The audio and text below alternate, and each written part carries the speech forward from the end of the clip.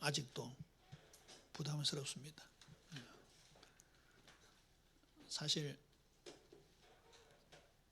목사님들 수십 년 목회하신 노하우라든지 또 평신도들과 달리 성경에 집중하시고 또 씨름하시고 다 나름대로 정리된 부분들이 있는데, 제가 이런 얘기를 한다는 게 정말 힘듭니다. RTS에 강의할 때야 아이들 아무것도 모르니까 아는 척하고 떠들지만 목사님들 앞에서는 진짜 부끄럽기만 하고, 아마 저는 통찰력이 없었잖아요. 양 목사님 같은 분들은 일찍 나오셨고, 아까 누군가 예를 들었는데 말은 잘하는데 언젠가는 이단 소리 듣겠다, 이런 통찰력이 없었기 때문에 이렇게 사건이 일어나지 않았다면 아직도 저는 다락방에서 부역자 노릇하고 있을 거예요. 제가 중직자 대학원에서 2000년 만에 회복되었다는 그 말 했거든요. 한 번은 대구 은혜교회 강의를 하러 갔는데 이제 그 메시지는 공개가 안 됐어요. 워낙 수위가 높아가지고. 근데 프로필 사진을 다락방 전도운동은 2000년 만에 회복된 전도운동이다라고 하는 유튜브에서 캡처해가지고 현수막에 걸어놨더라고요. 얼마나 쪽팔리든지 저거 좀 지워라면서. 참 그런 저를 하나님이 쪽집게처럼 뽑아내신 것 같아요. 한동안 너무 고민이 되어서 집사람한테, 여보 30년이 너무 안타깝다. 만약에 지금처럼 성경에 집중하고 강의하고 이걸 우리가 30년 했다면 지금 어떻게 됐겠냐, 이런 얘기도 하니까 집사람이 광야 40년이라고 생각해라. 그래서 조금 위로가 되던데, 또 지난 날을 생각해 보니까 너무 억울하고. 사실 대구 노회는, 과거 다락방을 얘기하는 겁니다. 대구 노회는 주초 문제에 있어서 좀 폐쇄적이었어요. 아주 몇 놈들 말고는 이렇게 그 술, 담배 문제가 들어올 때 이 중견 목사들이 대구는 하지 말자. 아시다시피 대구를 제외하고 아마 대부분 가까운 경남, 부산 너무너무 심하거든요. 서울 말할 것도 없고. 이게 아까도 말씀드렸지만 이게 앞에서 리더하는 사람들이 엄청난 영향을 미치잖아요. 르호보암이 하나님 말씀을 버리니까 온 이스라엘 백성들이 하나님 말씀 버리고.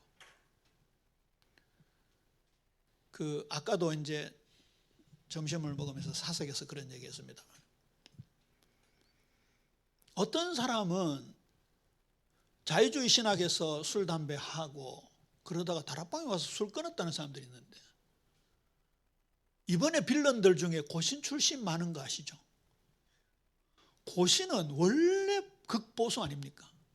근데 다락방에 와가지고 술, 담배는 물론이고 성범죄까지 막 저지르니까요. 이게 결국은 뿌리가 잘못된 유광수 메시지가 그런 사람들에게 날개를 달아줘 버린 거예요. 죄에 대해서 둔감하게 되고.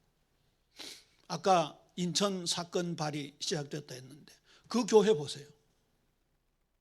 그 자매가 그렇게 고통당하고 막 교회에서 항변하니까 교인들이 뭐라 하는지 아세요? 우리 목사님 오늘 바람 피워도 오는 주일날 예수는 그리스도 전하면 아무 문제 없다. 피 바르면 된다. 이런 식으로 사람들이 그렇게 흑화가 돼 있어요. 지금 그런 얘기를 하자면 끝도 없습니다. 여러분, 떠난 자 렘넌트라는 유튜브에 가서 다락방 목사들이 무슨 얘기하는지 한번 보세요. 듣다 못해서 우리 도와주고 있는 변호사 장로님이 내용 증명을 보냈어요. 한 번만 더 그런 식으로 코람데오 김성호 목사 욕하고 코람데오 욕하면 형사적인 처벌이 갈 수 있다고 내용 증명을 보냈더니 그 뒤로는 약간 숙이더라고요. 희한하죠. 희한해요. 그런 속에서 우리 목사님들이 먼저 그 악의 소굴로부터 빠져나갔다는 게 이게 우리 세상 말로 하면 다행이고, 그래서 저는 제가 62년생인데 마침 호적이 64년으로 되어 있습니다. 합동이면은 그래도 아직까지 조금 더 목회할 수 있는데 이 남은 짧은 생애 동안은 그야말로 정말 못한 거 다 하자, 그런 간절함이 생기더라고요. 자, 아까 아바드라는 단어를 더 길게 설명을 못 드렸습니다만 그건 예배 용어예요. 그 아바드가 경작한다는 뜻은 나중에 나오지만 그게 이제 노동한다, 섬긴다, 봉사한다는 뜻도 있는데 적어도 에덴 동산에서는 예배한다라는 용어예요. 그러면 아담은 그 에덴 동산 성전의 제사장이라는 의미고, 에덴 동산은 확실히 성전의 최초의 모형이지요. 보석이 있다든지 내강이 흐른다든지, 그리고 이제 제사장의 에봇에 달린 보석, 성막에 화려한 그런 금장식, 그리고 나중에 새 예루살렘 성전이 내려올 때 보면 에덴 동산의 모습과 일치하고 있죠. 그런 면에서 아담 하와를 창조하신 궁극적인 목적은 하나님께 영광이다. 이사야는 나중에 43장 7절에서 여호와 하나님께서 직접 말씀하죠. 내 영광을 위하여 창조한 자를 내게 오게 하라. 찬송을 부르게 하기 위해서 지었다. 이런 말씀들이 있잖아요.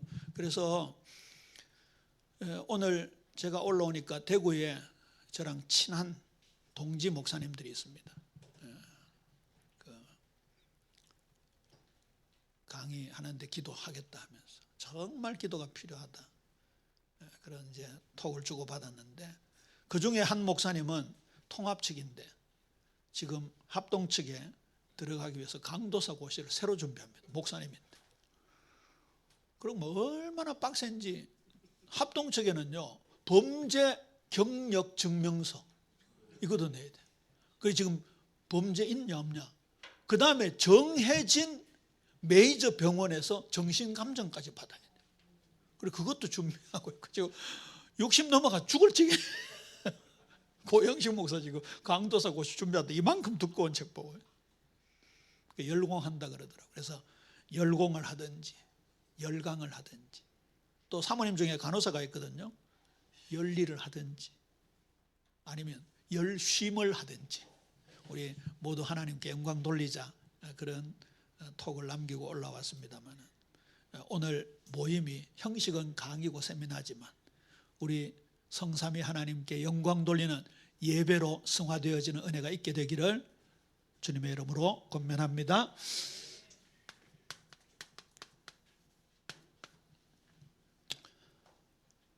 믿음에 대한 정의가 정말 필요한 것 같아요. 아까 지나가면서 말씀드렸지만 신구약 성경의 대부분의 사람들은 히브리인들이에요.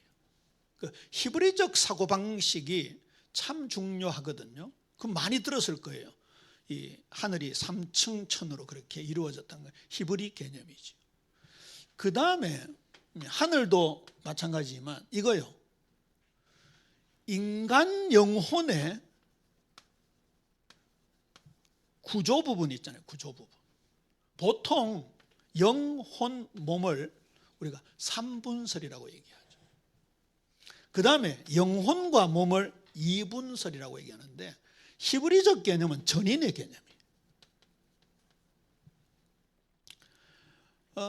3분설은 헬라 철학의 영육 이원론에 기반을 둔 바탕에서 만들어진 거고, 워치만니는 이렇게 표현합니다. 워치만니 위트니스리는 하나님이 흙으로 사람을 지으시는데 생기를 불어넣으셨다. 그 생기가 루아흐 아니면 네페쉬 같은 그 공기, 숨을 말하는데, 그게 접촉되는 부분이 혼이고 이거는 영이고 이거는 육신이다, 몸이다, 이렇게 하는데 굉장히 잘못된 해석이지. 지우개가 어디 갔나요?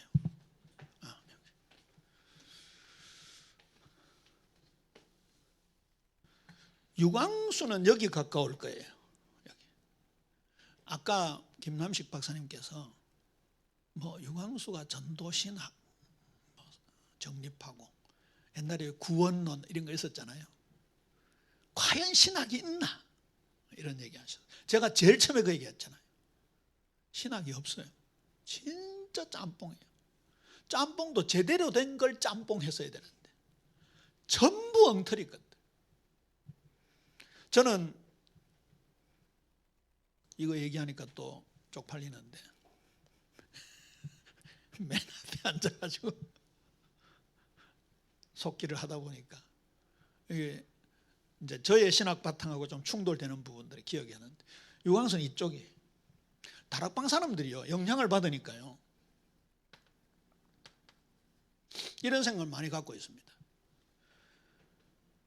그 예배하고 하나님께 관계되는 것은 영이고, 독서를 한다든지 정서적인 것은 혼이고, 그리고 육신적인 것은 몸이다라고 얘기하는데, 이런 영혼 구조에 대한 부분이 3분설이 되어버리면요 이게 방종으로 가기가 쉽습니다. 영은 괜찮다. 절대 사탄이 틈타지 않는다. 그런데 예수님을 메시아로 고백했던 베드로가 바로 그 다음에 예수님이 십자가 지러 가는 길을 두 팔 벌려 막았어요. 원어적으로 보면 막 이렇게 막 항변하면서 막았다고 했잖아요. 그때 예수님이 그 쫄따구 제자들 보는 앞에서 수제자를 향하여 사탄아 내 뒤로 물러가라. 너는 나를 넘어지게 하는 자로다. 내가 하나님의 일을 생각지 아니하고 도리어 사람의 일을 생각하는도다. 마음, 생각, 정신의 개념은 영혼의 개념입니다. 들어간다라는 얘기죠. 이런 부분들이 근본 영혼 구원이 왔다 갔다 한다고 해석하면 개혁주의 신앙은 아니겠죠. 어쨌든 이러한 생각을 가지고 있는 다락방 친구들이 굉장히 많습니다. 그러니까 그야말로 이 빌런들 이름 얘기 안 합니다. 빌런들 하면 누군지 아마 떠오를 거예요. 다락방 빌런들. 날개를 달아버린 거예요. 유광수 메시지.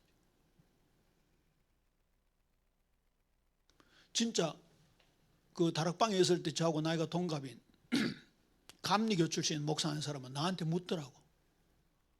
우리는 자유주의 신학을 해가지고 굉장히 자유롭고, 그래서 주일날 예배드리고 주일 저녁에 모여서 전부 맥주 한 박스 갖다 놓고 먹는데, 그리고 월요일 새벽 기도 갈 때 얼굴 벌겋게 돼가지고 취한 채로 설교를 할 때도 있었는데 다락방 와서 자기는 술을 끊었대.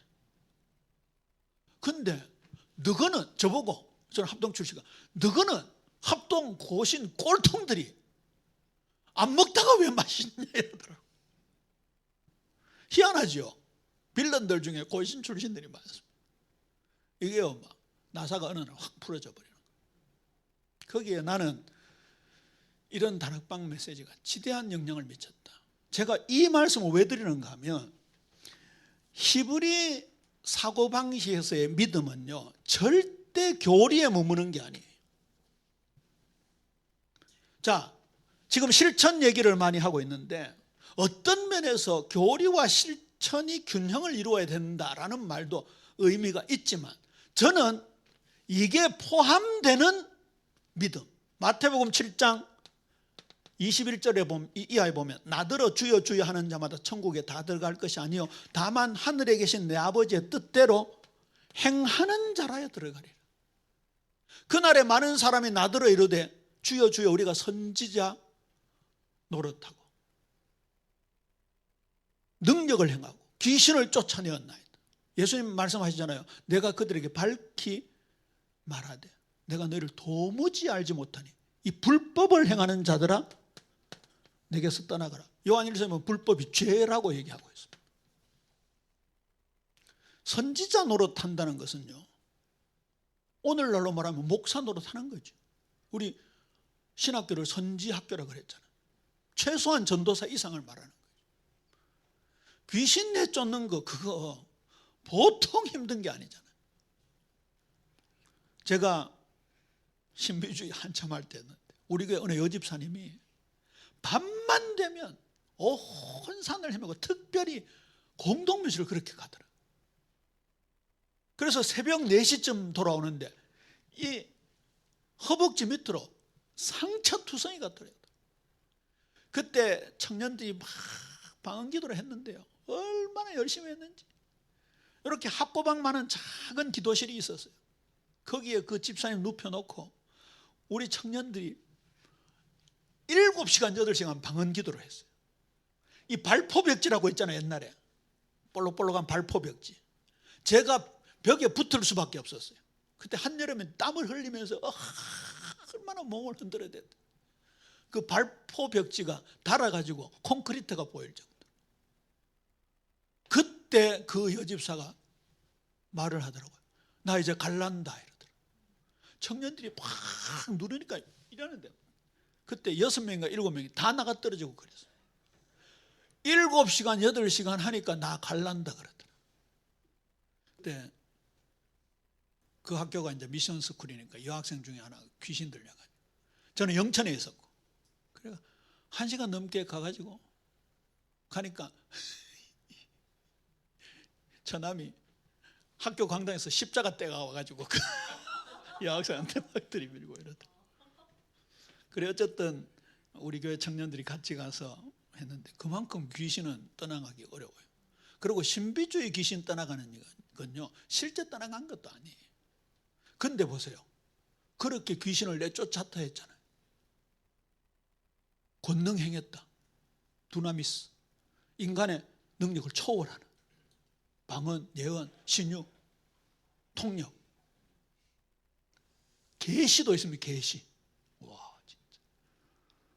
그런데 예수님은 도무지 모르는. 그것도 그날에 많은 사람이 50% 이상. 자, 그 사람들이 가짜로 했을까요? 아니에요. 저는 진심으로 했다고 봐요. 왜냐하면 그날에 예수님 앞에서 우리가 주님 이름으로 했습니다. 제가 그 옛날 어릴 때 부흥사 목사님 통해서 들은 얘기인데요, 부흥사 목사님이 막 재림 설교를 했어요. 재림 설교 리얼하게. 부흥사 목사님들 그런 거 잘 하시잖아요. 근데 장로님을 예배당 천장 위에다가 숨겨놓고 트럼펫 잘 부는 장로님 하나 데려와가지고 막 얘기하다가 갑자기 장로님이 트럼펫을 부른 거예요. 예수님 재림하는 분위기만. 그날 목사님부터 빌어서 장로님 전부 자 의자 밑에 다 숨더래요. 무슨 말이에요? 가짜로 신앙생활을 했다는 거예요. 그런데 이 사람들은요, 항변했어요. 주님 이름으로 했습니다. 진짜로 한 거예요. 가짜로 했으면 마지막 날에 도망가야 되죠. 진짜로 했는데 이게 아니었잖아요. 여기 이 단어가 나오죠. 이 단어. 아까 말씀드렸죠. 내가 아버지로 말미암아 사는 것처럼 너희는 나로 말미암아 살아가리라.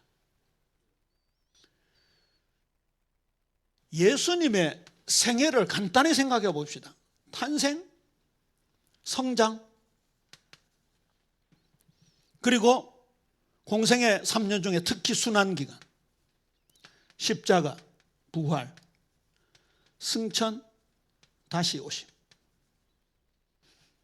재림 오신다 하기 없깁니다. 유광수가 재림 오신다. 내가 한번 탈다락방 하고 나서 재림 오신다 하다가 김성일 목사님한테 혼났잖아요. 다락방 용어하면서. 시간표도 막 나오더라고. 시간표 얘기하다가 또 혼났어요. 근데 보세요.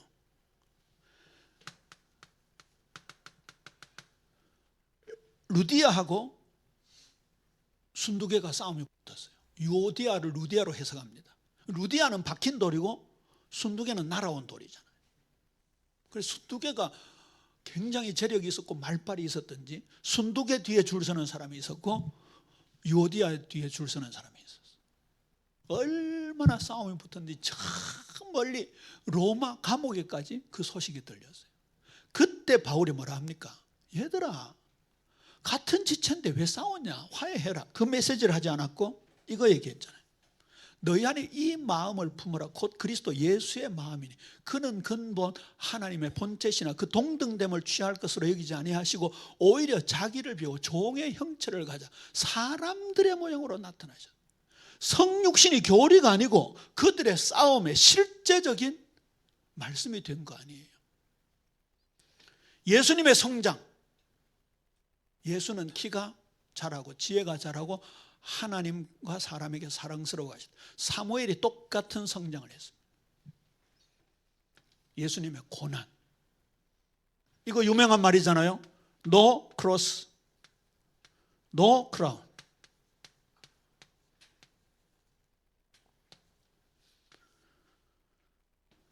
십자가 없는 크라운, 영광은 없다. 우리가 하나님 나라 가는 길에 반드시 고난이 있다. 이 말은 고난이 천국 가는 방편이나 도구가 아니라 천국 가는 길에는 고난이라는 것이 따르게 되어 있다, 그런 뜻이죠. 성경에 보면 이 고난에 대한 개념이 믿음의 선진들 속에 녹아 들어가 있잖아요. 오죽하면 시편 22편에 다윗의 그 안타까운 고백을 예수님이 인용하셨잖아요. 엘리 엘리 라마 사박다니, 나의 하나님 나의 하나님 어찌하 나를 버리셨나이까. 다윗의 시편이라든지 다윗의 생애를 쫙 보면요, 예수님의 전 생애가 녹아 들어가요. 그래서 다윗의 시편 중에는 메시아 시가 많이 있다고 했죠. 메시아 오심을 예언하는 시이기도 하지만 거꾸로 얘기해서 다윗은 예수님의 생애를 그의 삶에 적용시킨 거죠. 요한복음 8장 56절에 보면 너희 조상 아브라함이 나의 때 볼 것을 즐거워하다가 보고 기뻐하였느니라는 단어가 나옵니다. 보통 다락방에서 그 말 많이 하잖아요. 구약 시대 사람들은 오실 메시아를 믿었다고요. 천만에요. 더 잘못된 해석, 특히 세대주의 해석은 희생제사를 드림으로 구원받는다는데 그것도 틀린 거예요. 그 희생제사가 예수 그리스도를 가리킨다는 사실을 믿지 않으면 그건 아무 소용이 없는 거죠. 여기 아브라함 보세요. 굳이 이 크로노스의 시간으로 따지면 예수님보다 2000년 가량 앞선 사람입니다. 그런데 현재 완료 시제가 나옵니다. 제가 이 단어가 너무 궁금해서 그 우리 많이 쓰는 로고스 헬라어 성경 있잖아요. 거기 찾아서 같은 단어들을 찾아봤더니 여제자들이 예수님의 부활을 보았을 때도 이 시제가 똑같은 시제를 쓰더라고요. 이게 말이 안 맞잖아요. 아브라함은 예수님을 눈앞에서 지금 봤다는 거지. 그러니까 믿음의 선진의 대열에 서 있던 겁니다. 이 정신에 의하면 앞으로 언제가 될지 모르지만 예수님 분명히 다시 오시는데 이 재림을 우리가 지금 볼 수 있어야 되죠. 이게 종말론적 신앙이죠. 언젠가 오시겠지가 아니죠. 이해는 되죠. 낮에나 밤에나 눈물 머금고 내 주님 오시기만 고대합니다. 일제강점기 때 핍박당하던 크리스찬들이 불른 복음성가지만, 그러나 더 정확한 것은 지금이지요. 예수님은 히브리서 9장 26절에 보면 세상 끝에 나타나셨다. 예수님의 시간은 언제나 현재이지요. 이거 하니까 생각나는 단어가 이겁니다. 이거 영생. 영생의 헬라어는 조에잖아요. 조에. 근데 이걸 영생으로 번역했어요. 영생. 영어에도 eternal life. 자칫 잘못하면 이 인간의 생명이 시간적으로 영원히 산다라고 오해할 수 있어요. 그러니까 영생교 같은 이단이 나오는 거예요. 그런데 조회의 정확한 뜻은 디바인 라이프예요. 하나님의 생명. 그거 잘못된 찬송입니다. 하나님의 형상 닮은, 하나님의 형상 가진. 2장이 한 거, 하나님의 형상 닮은. 그 불신자는 하나님의 형상이 없고 신자는 하나님의 형상이 있다는 그 잘못된 신학 이론입니다. 불신자도 하나님의 형상이 있어요. 하나님의 형상대로 창조하셨으니까. 그런데 문제는 불신자와 우리 신자의 차이가 이겁니다. 신적 생명, 굳이 제대로 번역하자면 신생이 맞아요. 불신자들은 이게 없잖아요. 조회가 없잖아요. 우리는 이게 있습니다. 이 생명하고 같이 연결되는 단어 중에 비오스라고 있죠. 이거는 육신의 생명, 이 생물학적 생명을 말하고, 이거는 진짜 신적인 생명을 말해요. 우리가 예수님을 구주로 모시고 하나님의 자녀가 되었을 때는 이게 들어오는 거죠. 그러니까 천당은 자동으로 가는 거예요. 자동. 이런 작은 차이들이 상당히 많은 결과를 낳게 되는 거죠. 자, 다시 말해서 예수님의 시간은 언제나 현재. 그러니까 고린도 후서 6장 1절 2절에 보면 보라 지금이 은혜 받을 만한데, 보라 지금이 구원의 날이로다, 그렇게 말씀하고 있잖아요. 그 다음에 십자가 부활 명백하잖아요. 저는 탈다락방하고 나서 찬송가를 보는데 이런 찬송이 얼마나 많은지요.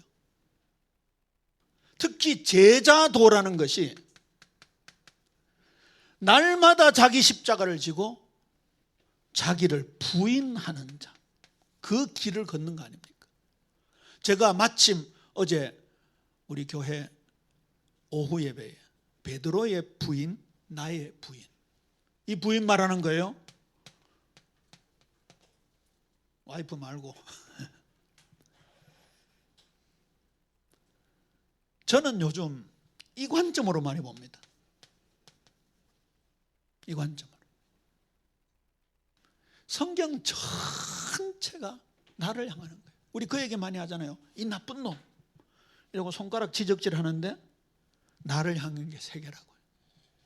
뭐 이거는 그냥 우스갯소리로 하는 말이지만 얼마나 나를 못 보는지. 십자가는 그걸 말하잖아요. 갈라디아 2장 20절. 갈라디아 2장 20절도 유광수 되게 많이 얘기하지만 하나도 실천 안 하잖아요. 내가 그리스도와 함께 십자가에 못 박혔나니 그런즉 이제는 내가 사는 것이 아니요 오직 내 안에 그리스도께서 사시는 것이라. 이제 내가 육체 가운데 사는 것은 그리스도를 믿는 믿음으로 살아. 그렇게 아까 이 말씀드린 이신 생활, 이신 성화가 맞지. 그러니까 이게 지금 이게 성경의 찬송가예요. 얼마나 아까 288장 부르셨잖아요. 그 옆인가 맞지 싶어요. 200? 아닌가?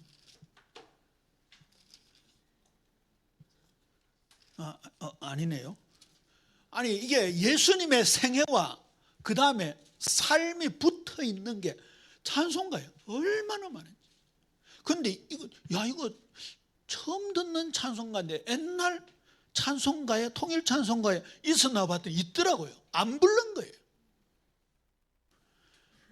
그나마 다 양보해서 다락방이 칭의를 강조한다고 칩시다. 지금 양보해서 하는 말이에요.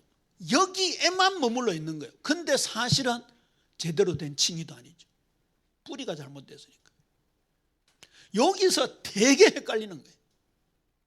끝났다. 의롭다 안 받았다. 나 구원받았다. 나 자유 얻었다. 자, 그러면 히브리적 사고방식의 믿음은 뭔가? 이게 여기로 연결되죠. 야고보서. 저는 믿음과 실천이라는 표현보다는요, 성경이 말하는 믿음은 실천이 따르는 거예요. 이게 뭐랄까요? 온몸으로 전인격으로 믿는 거예요. 전인격이라는 말은 지정의가 다 들어가잖아요. 지식이 있죠, 감정이 있죠, 의지가 있습니다. 다 들어갑니다. 약간 풍요적인 해석이 될지 모르지만 하나님의 전신갑주를 보세요. 지, 정, 의가 다 들어갑니다. 하나도 빠지는 게 아니죠. 확실히 지식적인 이해가 필요하죠. 감정적인 뜨거움, 은혜가 필요하죠. 그 다음에 보세요. 내딛는 의지적인 게 필요하잖아요. 하필이면 산상수훈의 마지막 결론, 마태복음 7장 24절 이하. 예수님이 하신 이 말씀을 행하는 자가 반석 위에 세운 집과 같다고요. 그게 다 포함되는 게 믿음이에요. 저는 60년 이상 수만 번 사도신경을 외우고 고백했지만 이번에 성령을 믿사오며라는 단어가 완전히 새롭게 다가와요. 전능하사 천지를 만드신 창조주 하나님이 완전히 새롭게 다가와요. 그러면 거꾸로 얘기하면 저를 말하는 거예요. 창조주라는 사실을 믿었지만 그 하나님이 내 아버지가 창조의 능력을 가지시고 나를 빚어나가신다는 사실은 안 믿은 거지. 저는 일반 은총 속에서, 자연 법칙 속에서 사람은 바꾸어 쓸 수 없다라는 말을 하는데 일말 일리는 있는 말이지만 성경은 변화시키잖아요. 창조는 무에서 유를 만들어내는 거잖아요. 베드로 보세요. 베드로 일생을 따라가 보면요, 이 베드로는 하여튼 희한한 사람이에요. 주여 나를 떠나소서, 나는 죄인으로서이다 고백했다가 나도 무리로 걸어가고 싶습니다 하다가 물에 빠져 죽어가고. 저는 베드로의 제일 쪼잔한 장면, 세족식 때. 아니 나중에 예수님 발 씻어 주려니까 뭐라 했습니까? 절대 내 발은 못 씻습니다. 아니 이 제자가 어떻게 감히 선생님에게 더러운 발을 내밀 수 있겠습니까? 만약에 그게 진심이었다면 야고보가 요한이 발 씻을 때 말려야죠. 야 이놈들아, 어디 더러운 발을 선생님한테 내미노?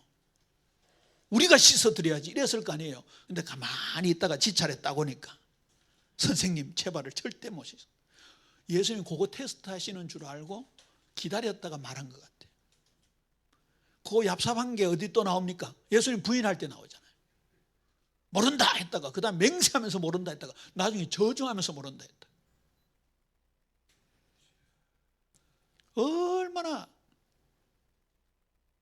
얼마나 얍삽하고 쪼잔한지. 근데 예수님은 그 베드로를 물끄러미 지켜보시고 3번 부인했는데 요한복음 21장에 3번 사랑하느냐 물으셨잖아요. 역전을 시켜주시죠. 그러면서 우리 주님의 사랑이 너무너무 많이 느껴지지 않습니까? 우리가 이 삶에 대한 부분들, 정말 우리의 전 인격을 다해서 믿는다라는 이 부분을 한번 깊이 한번 따져봐야 될 것 같아요. 결국 그 쪼잔하고 다혈질이고 계집아이 앞에서도 벌벌 떨던 그 베드로를 오순절 성령 충만으로 얼마나 바꾸어 주셨는지. 내일 사형당할지도 모르는 그날 천사가 옆구리를 쳐서 깨울 정도로 쿨쿨 잠을 자는 정말 평안한 사람이 되었잖아요. 그 창조의 하나님의 능력을 우리가 진짜 믿는다면, 그걸 진짜 믿고 수만 번 사도신경을 고백했다면 어땠을까 하는 이런 아쉬움이 있지요. 여기에 대한 말씀은요 굉장히 많습니다. 여기에 대한 말씀 너무너무 성경, 이 관점에서 성경을 한번 보세요. 믿음은 전부 그 개념입니다. 확실히 교리를 믿는 믿음을 넘었습니다. 우리 사도신경에서 영어로 I believe in 그렇게 하잖아요. 그런데 believe도 맞지만 이거 맞잖아요. 이거 하나님 완전히 의지하는, 내가 의지합니다. 텐마루에서 그 시골 우리 어릴 때 자랄 때 그런 기억이 나는데, 아버지가 서울 갔다 오시면은 그냥 팍 뛰어 안기잖아요. 아버지가 받아주실 줄로 믿고, 그때 믿음은 빌리브 믿음이 아니고 트러스트 믿음. 그 사도신경을 그 수준에서만 고백하지 말고 하나하나 대목을 한번 보자고요. 거기에 저는 이 성령 하나님의 능력, 이 믿음이요, 여기까지. 최근에 우리 교회에서 로마서를 지금 강해 중인데요, 로마서 1장 1절에 보면 예수 그리스도의 생애 전체가 복음이라고 했습니다. 탈다락방 한 이후에 대구 제법 규모가 있는 다락방 교회에서 이 사건을 알고 같이 탈출한 장로님 4분이 계시는데 우리 교회 오시려고 하더라고. 저는 일단 유튜브에 있으니까 들어보고 오시라고, 쉽게 결정하지 말라고. 들어보더니 이 장로님이 왜 십자가를 얘기하지 않느냐, 매주 십자가만 말해라 이러시더라고요. 여러분, 그게 언뜻 맞는 소리처럼 들리죠. 십자가의 진짜 의미를 몰라서 그러는 거예요. 이게 다락방이 너무 고착화돼 가지고요. 예수는 그리스도 모든 문제 해결자, 십자가에서 다 이루었다. 그런데 분명히 바울은 예수 그리스도의 전체를 말씀하고 있고, 갈라디아서 1장 7절 9절에서 뭐라 했습니까? 다른 복음 전하면 저주를 받는다. 그분 생각에는 다락방 메시지가 복음이고 그 외의 것은 다른 복음이라고 생각했죠. 나중에 알고 보니까 아니나, 글쎄 윤리 도덕적인 것 때문에 나오셨더라. 맞다고 생각하는 거예요. 그런데 다른 복음을 전하면 저주를 받는다고 했던 그 바울이 이거 성화, 삶 얘기합니까 안 합니까? 더 많이 합니다. 더 많이. 로마서를 보통 1장부터 11장까지를 교리로 보고 12장부터 16장까지를 실천으로 보는데, 저는 읽으면 읽을수록 처음부터 실천이라고 보여지더라고요. 처음부터 삶으로 보여지더라고요. 처음부터 이 믿음의 개념으로 보여지더라고요. 아까 말씀드렸잖아요. 오직 의인은 믿음으로 말미암아 살리라. 정확하게 번역하면 살아가리라가 맞습니다.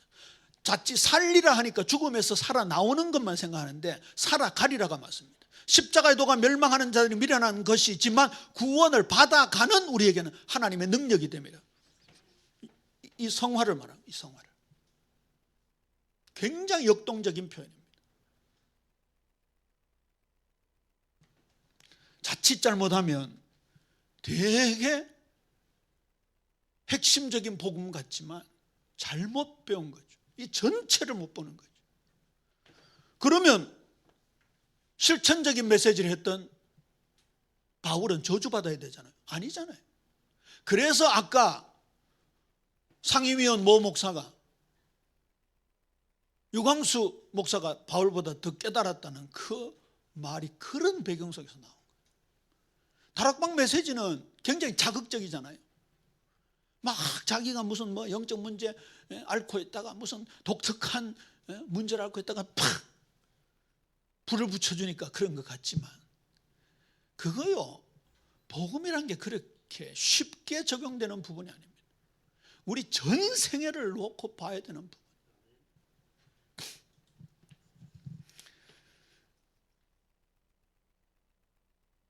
로마서 1장 17절은 어디서 인용했습니까? 하박국서 2장 4절에서 인용했죠.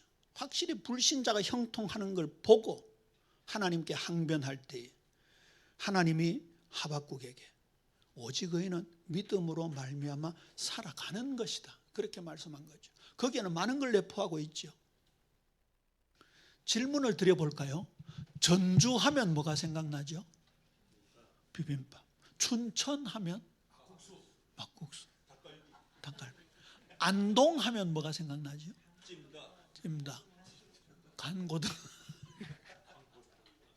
여러분의 기준이 전부 맛집이에요. 전부 입이 기준이에요. 일본이 잘 삽니까?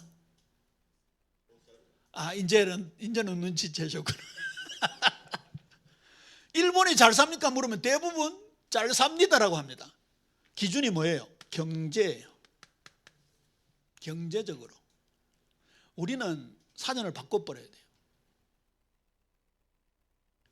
전주하면 뭐가 생각나야 됩니까? 저 전주가 전통적인 우상숭배 도시에서 하나님의 나라가 임해야 될 텐데 그렇게 저 안동 정신 수도라 그러잖아요. 정신문화의 수도. 안동 저거 골치 아픈 동네.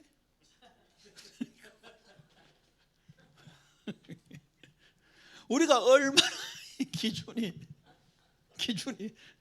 육신적인지. 그렇죠.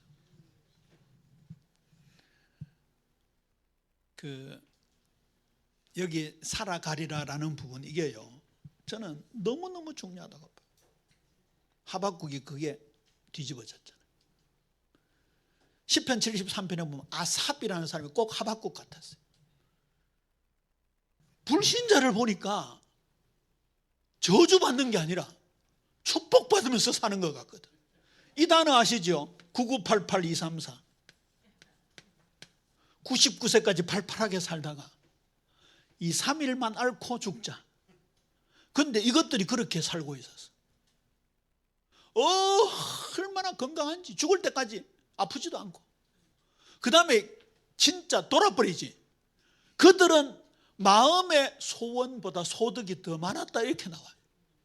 우리는 돈을 쓰고 싶어도 어디 나올 구멍이 없는데 이것들은 소원하는 것보다 돈이 더 많아. 아삽이 뺑 돌아가지고 하나님께 원망하잖아. 근데 언제 깨달았다고요? 성소에 들어갈 때야 깨달았다. 이 성소가 아까 얘기했던 궁극적으로는 어디에 귀결되는 거예요? Tabernacle among us. 예수에게로 귀결되는 거예요. 가까이는요, 진짜 예배할 때 그 말 아닙니까? 하나님 진짜 교제하고 체험할 때 하나님이 나의 주인이시고 하나님이 나의 품기시고 하나님이 내 보화이시고 하나님이 나의 재산이시고 하나님이 나의 돈이고 나의 보물이고, 그걸 확 깨달아 버리니까 그들이 어떻게 되었다고요? 한바탕 봄꿈 같다. 일장춘몽. 그때 나온 단어가요, 오직 의인은 믿음으로 말미암아 살아가리라. 갈라디아 3장 11절 그 말씀을 그대로 인용하는데, 여기는 확실히 율법 준수 행위 구원주의, 우리가 흔히 율법주의라고 하잖아요. 일부러 저는 그렇게 길게 설명합니다. 왜냐하면 율법이라는 자체를 자꾸 율법주의라고 그렇게 말해버리니까 율법을 굉장히 불필요한 것처럼 율법 폐기론이 되어버려요. 근데 사실 시편에 보면 이 율법이 하나님의 말씀의 대명사로 쓰이잖아요. 다윗 같은 이들은요, 이 율법을 사모하는 게 얼마나 뜨거웠던지 송이 꿀보다 더 달다. 그때는 이제 이런 인공적인 불빛이 많이 부족했을 때니까 막 동토올 때까지 하나님 말씀 읽고 싶어서 기다렸다. 근데 이제 바울이 인용할 때는 율법을 준수해서 영혼 구원받는 주의를 말할 때 그 단어를 많이 쓰잖아요. 율법의 행위로 구원을 얻을 자가 없다고요. 그때는 확실히 갈라디아 3장 11절은 율법주의를 배격하면서 오직 의인은 믿음으로 말미암아 구원받는다, 그 말이고요. 히브리서 10장 38절에 한 번 더 인용을 하는데, 히브리서는 바울 서신이 아닐 가능성이 훨씬 더 많습니다. 자꾸 유광수는 히브리서를 바울 서신에 붙이는 유광수가 하여튼 무식한 얘기 많이 해요. 아담이 물고기 잡으러 갔대요. 그 메시지 들었습니까? 저는 그 얘기 듣다가요, 진짜 무식해도 너무 무식하다. 아담에게 육식이 허용됐습니까? 안 됐습니까? 육식은 노아 홍수 이후에 허용됐어요. 그리고 아담이 무슨 노동을 합니까? 무슨 물고기 잡으러 가. 그런 무식한 말들이 얼마나 많은지 몰라요. 다윗이 골리앗을 물리치고 오니까 사울이 네가 누구냐 하니까 나는 주의 종 이새의 아들, 베들레헴 사람 이새의 아들 다윗입니다. 그걸 주님의 종이라고 얘기해요. 아니에요. 영어에 보면 your servant 그렇게 돼요. 원어도 당신의 종 이새의 아들 다윗입니다. 그렇게 돼요. 뭐 그런 거는 좀 애교로 봐줄 수 있겠지만 지은 WRC 주제가도 엉터리가 얼마나 많은지. 제가 이번에 재작년에 기자회견하면서 그 얘기 했잖아요. 하나님이 작품이래, 자기 작품이래. 그걸 또 얘기했더니 또 어떤 놈이 뭐 어쩌다가 실수할 수 있지. 하여튼 이 얘기만 나오면 왜 이래 내가 흥분하는지 아직까지 상처가 많이 있는가 봐요. 로마서 1장 18절에서 32절에 보면 죄의 목록이 쫙 나오잖아요. 아까도 말씀드렸지만 과연 불신자에 대한 죄의 목록입니까? 정말 가만히 읽어보면 나중에 로마서 7장 24절로 이어지잖아요. 오호라 나는 곤고한 사람이다. 이 사망의 몸에서 누가 나를 건져내려. 나의 죄다라는 인식이 돼야 돼. 베드로의 부인이 아니고 나의 부인이다 인식이 돼야 예수 구원이 실제로 내게 적용이 되는 거지. 하나님의 형상을 짐승의 형상으로 바꾸었다. 우리는 저 대구 팔공산의 갓바위 그런 것만 우상이라고 생각하지만 탐심은 우상숭배니라. 얼마나 우상들이 많은지. 로마서 2장 1절에서 11절에 보면 유대인들의 사고방식을 말씀하잖아요. 비판적이고 판단하고 정죄하고. 그런데 그 말씀을 진짜 내 말씀으로 읽으면요, 내게 있는 거예요. 내게 있는 거예요. 지금 바울은 그걸 자꾸 부각시키면서 빌드업을 해나가고 있죠. 나는 겉사람 크리스찬인가, 진짜 속사람 크리스찬인가, 표리부동하지 않는가. 우리 많이 들었던 말씀 아닙니까? 의인은 없나니 하나도 없으며 깨닫는 자도 없고 다 치우쳐 한 가지로 무익하게 돼. 손과 발은 피 흘리는데 빠르고 목구멍은 열린 무덤과 같이 썩은 내가 진동하고. 저 죽어가는 불신자들 향한 메시지가 아니라 로마 교회 성도들을 향한 메시지, 나를 향한 메시지잖아요. 모든 사람이 죄를 범하였으며 하나님의 영광이 이르지 못하다. 그것이 진짜 깨달아질 때 이거요, 구원적 손길, 이걸요 경험하게 되는 거예요. 베드로가 쏘죠. 나를 세이빙 해주세요. 다윗이 너무너무 많이 썼던 단어, 나를 구원하소서. 자, 이거 논리적으로 잘 보세요. 아까 얘기했던 영혼 근본 구원 받은 사람이 또 죄지어서 지옥 갈까 싶어서 또 구원해달라, 그거 아니에요. 그렇게 해석해보면 성경 전체가 모순이 돼요. 예를 들어서 이제 우리가 그 논리대로 하면 우리가 이제 회개하고 깨끗이 됐다고 생각해 봅시다. 그래 막 죄를 짓잖아요. 막 구겨지잖아요. 그래 저녁에 하나님 용서해 주세요 회개한다고 생각해 봅시다. 그런데 오늘 이 구겨진 상태에서 저녁에 가서 회개해야 되는데 길 가다가 교통사고 나서 죽어버릴 수도 있어요. 그러면 그 논리대로 하면 지옥 가요, 천국 가요? 지옥 가죠. 이건 모순이에요.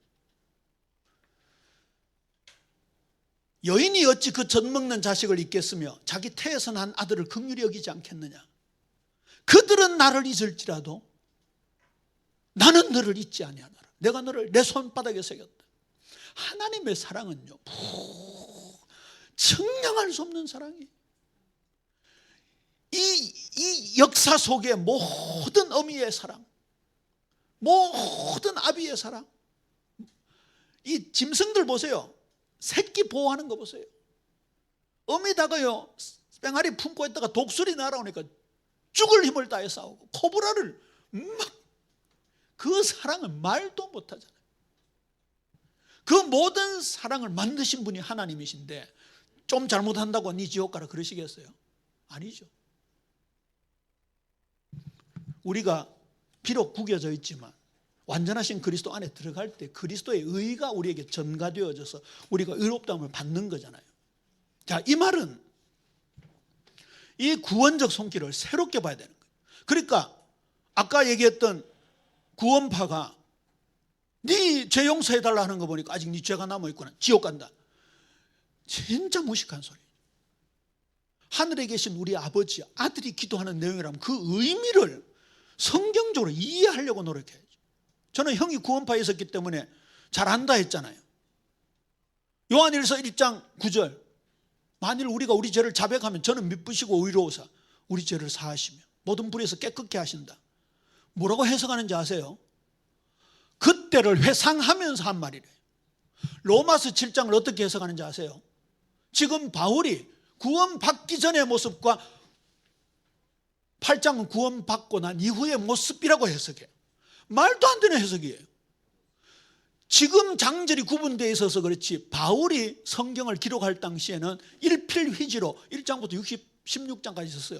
구원받았을 뿐만 아니라 성령 충만한 사도 바울, 성경 기자의 막강한 권위를 가진 사도 바울이 쓴 건데 어떻게 7장은 구원받기 전의 상태고 8장은 구원받기, 말도 안 되는 소리. 그러면 그 고백은 무엇일까 하는 거예요. 오라 나는 곤고한 사람이로다. 이 사망의 몸에서 누가 나를 건져내려는 말 도대체 무엇일까? 그렇게 살펴봐야 되는 거 아니에요. 두렵고 떨림으로 너희 구원을 이루라. 신령한 저주를 사모하라. 구원에 이르도록 자라게 하는 지혜가 나온다. 그걸 무슨 의미인지 성경 전체 맥락을 보면서 이해하려고 들어야 될 거 아니에요. 그런데 너무나 단편적이에요. 그런 말 하면 지옥 간다. 또 반대로 이루어야 된다. 열심히 살아야 된다. 그래야 네가 지옥 안 가고 천국 간다. 그럼 또 공로주의가 되는 거예요. 그러면 오늘 이 말씀이 무엇이고 이 성화가 무엇인가? 저는 로마서 지금 8장 중반까지 왔는데요. 아까도 말씀드렸듯이 로마서는요 처음부터예요. 처음부터.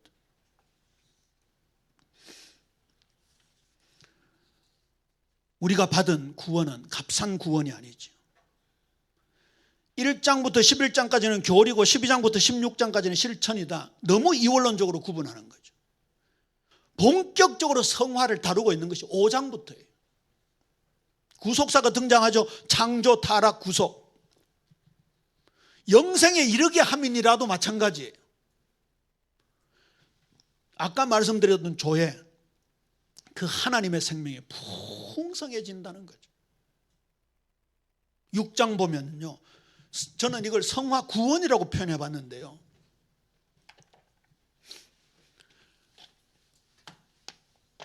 마태복음 1장 21절에 보면 아들을 낳으니 이름을 예수라 하라. 이는 그가 자기 백성을 그들의 죄에서 구원할 자이심이라 하니라. 그렇게 되어 있습니다. 자, 그러면 아까 말씀드렸던 요한복음 6장 56절인가요? 나로 말미암아 살아가리라고 할 때 이 구원자가 단순히 영혼 근본 구원 받을 때, 굳이 옛날로 따지면 영접할 때, 그때만 적용되는 게 아니라 소조, 나를 지금 구원하소서. 다윗이 수만 번 했던 고백, 바울이 여러 번에 걸쳐서 이 원리를 했을 때도 적용이 된다면 이거는 선택이 아니고 절대잖아요.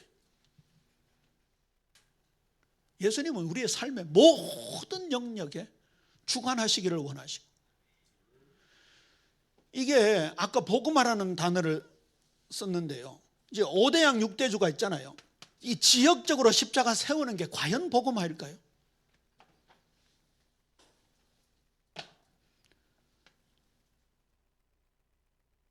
김성일 화백 앞에서 그림을 그리려니까 떨리네요. 자, 이게 저예요. 저. 아까 얘기했던 대로 지정의. 굳이 십자가 그림원으로 설명하자면 이 사지백체 오장육부 우리 전인의 그리스도가 지배하는 게 맞잖아요. 입술로는 막 떠들잖아요. 입술로는. 옛날에 그런 좀 우스개가 있었어요. 예수제들은 물에 빠지면 뭐가 동동 뜬다고요? 입이 동동. 하도 말만 말하니까. 다락방 멤버는 입에 물에 빠지면 엉덩이 같던데. 물속에 들어가가지고 금붕한테 주는 그리스도시여 살아계시나. 입만 살아가지고 되는 게 아니잖아요. 아까 양 목사님도 이 말씀하셨는데 우리의 전인이 그리스도로 지배받는다고 한다면 보세요. 우리가 강단에서 복음의 말씀을 전하잖아요. 그런데 집에 오면요, 부인 앞에서 얼마나 저를 잘하는지요. 우리 성도들 은혜 받다 하는데 왜 그거 얘기했냐? 왜 아들 얘기는 왜 하냐? 우와, 왕짜증 나는 거 있죠. 그러니까 집사람한테만큼은 총 나가고 칼 나가고 완전히 예배 시간에 메시지하고는 완전히 달라져. 이게 과연 전인 복음합니까? 아니잖아요. 우리 성도님들 예를 들어 봅시다. 교회 와서 은혜 받고 할렐루야 아멘. 근데 직장 가서 사람 생각으로 왜 장로님들 제일 욕먹을까요? 저는 공장 운영하는 사장님한테 그렇게 얘기합니다. 보세요. 사장님들끼리 모이잖아요. 골프 모임도 있을 수 있고 클럽 활동도 할 수 있고 취미 모임. 딱 갔더니 나는 제네시스 타고 다니는데 옆집 사장 뭐 타고 옵니까? 벤츠 타고 오잖아요. 벤틀리 타고 오잖아요. 그러면 돈을 더 모아야 돼. 그러니까 직원들을 착취하는 거예요. 가능하게 월급 덜 주려고 하는 거예요. 그러지 마라. 그래놓고 또 장로 사장이 뭐합니까? 월요일 되면 예배하네. 그러니까 직원들이 전혀 안 들어가는 거예요. 하나님이 주인이 되어버리면 예를 들어서 그날 매출이 많이 오르면 인센티브도 주고 작은 가게를 하면은 직원한테 택시 타고 가라 하면서 5만 원 주고 그게 진짜지. 그게 이거 아닐까요? 그게. 그러면 인간관계, 저의 집사람과의 관계, 자식과의 관계 거기에도 예수가 주인 되는 거 그게 아까 김남식 박사님이 주창하셨던 로드십 에반젤리죠. 주권 전도. 이렇게 안 해놓고 이렇게만 돌아다닌다. 저는 다락방에 그 얘기 합니다. 무슨 중독 끊는다고 난리야. 근데 왜 섹스 중독은 못 끊노? 뭐 하나 중독 끊는다고 온 산지 사방으로 다 자랑하고 돌아다녀. 뭐 MOU 맺었다고 난리고. 근데 왜 섹스 중독은 안 끊고 왜 술 중독은 안 끊고 왜 담배 중독은 안 끊는데? 말이 안 맞잖아요. 그게 어떻게 복음합니까? 요즘 무슨 말까지 나오는지 아십니까? 류가 복음. 이런 말까지. 이런 말까지. 가관임 가관. 듣기 싫겠지만 일부러 한번 들어보세요. 무슨 단어들. 망대가 어떻게 나온지 아십니까?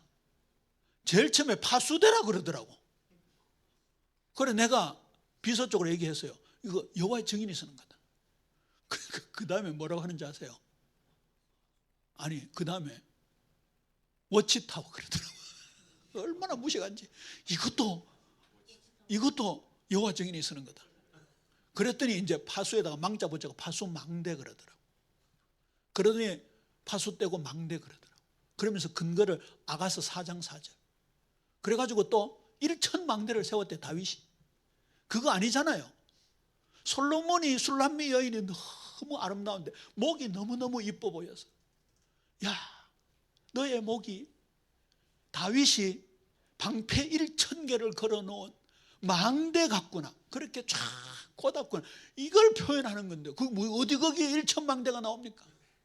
결국은 부산에 한 망대 1억씩 해서 1천억 거두려고.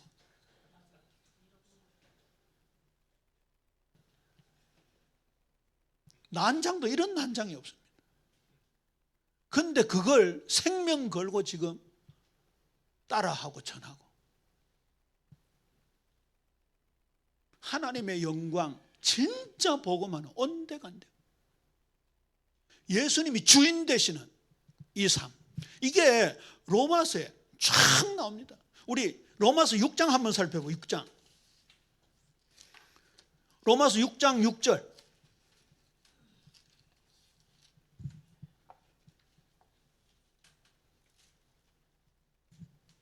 야, 이거 빨리 줄여야 되겠네요. 1시간 넘어버렸네.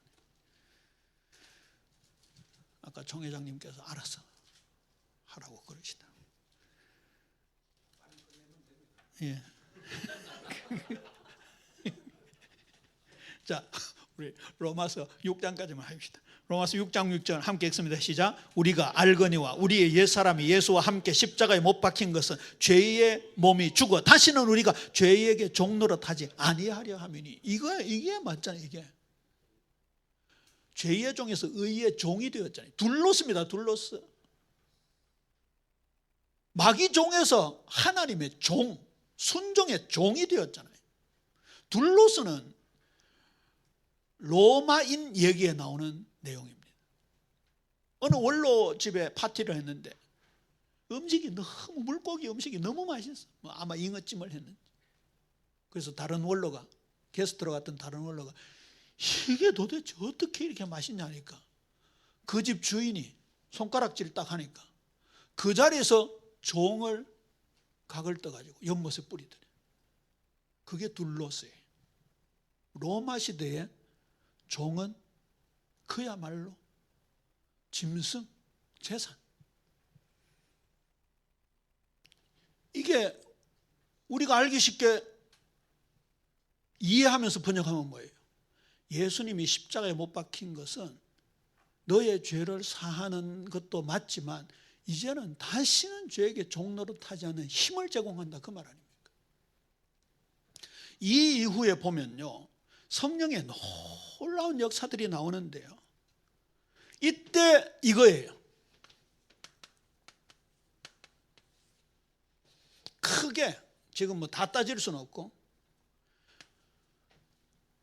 우리가 예수님을 처음 만날 때, 내가 죄인임을 깨닫고 구주이신 예수님을 모셔드릴 때, 자, 이 영접에 대한 부분도 할 말이 많지만 오늘 메시지 전체를 한번 정리하시기를 바랍니다.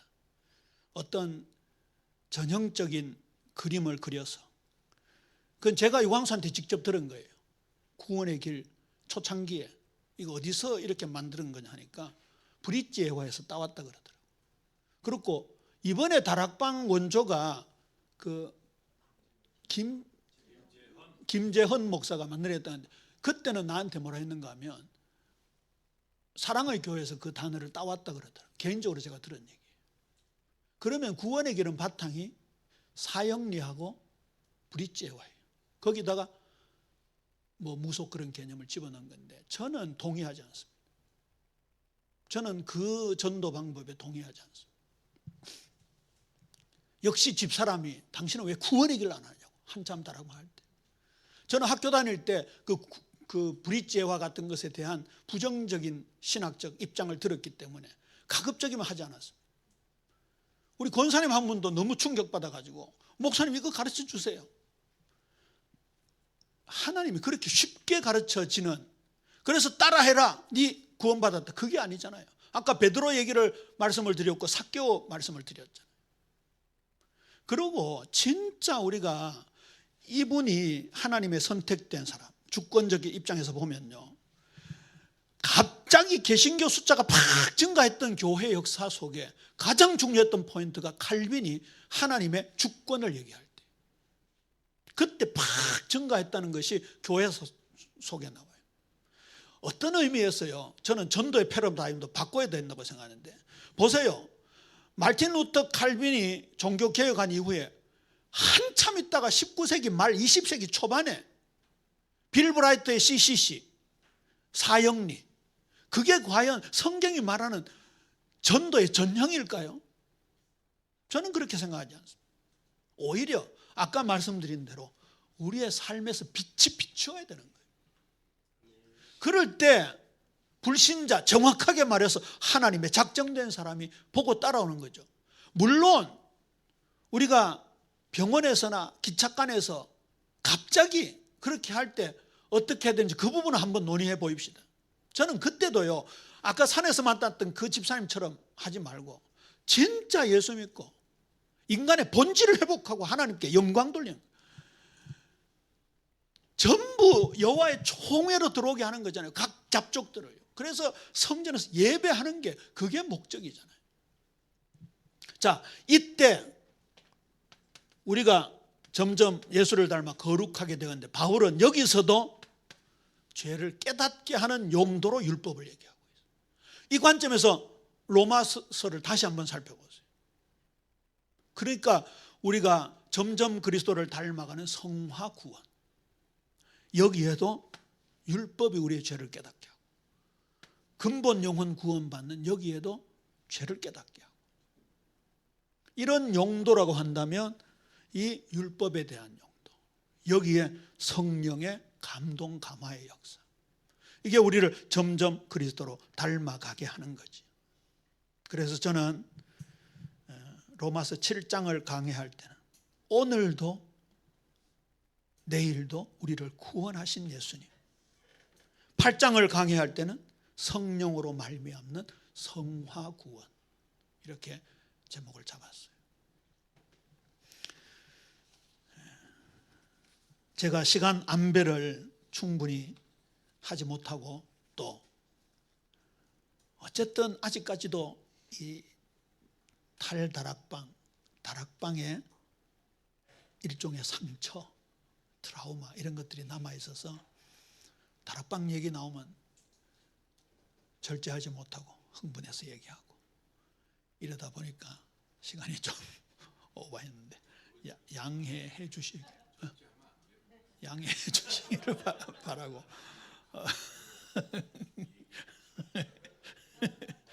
그래, 요것도 하나님이 감동하시네요. 그만하라고. 기도하겠습니다. 하나님 우리 아버지, 은혜를 감사를 드립니다. 우리에게 복음의 새로운 지평을 열어주시고 말씀의 더 깊은 심년으로 그리스도의 사랑의 너비와 길이와 높이와 깊이 어떠함을 깨달아가는 축복 속에 인도하심을 감사합니다. 우리가 놓쳐버렸던 거룩의 이 귀한 삶, 정의와 공의가 행해지는 삶, 고아와 과부를 신원하는 예수님의 사랑이 우리의 삶을 통하여 전달되어질 수 있도록 주님 축복하여 주옵소서. 우리 개선 총회 여러 가지 어려움 속에서 시작하고 이제 지평을 넓히는 가운데 있습니다. 하나님께서 이 교단에 역사하여 주시고 함께 하시는 목사님들에게 필요한 모든 것 채워 주시옵소서. 감사합니다. 모든 영광 성삼위 하나님께 돌려드립니다. 예수님 이름으로 기도합니다. 아멘.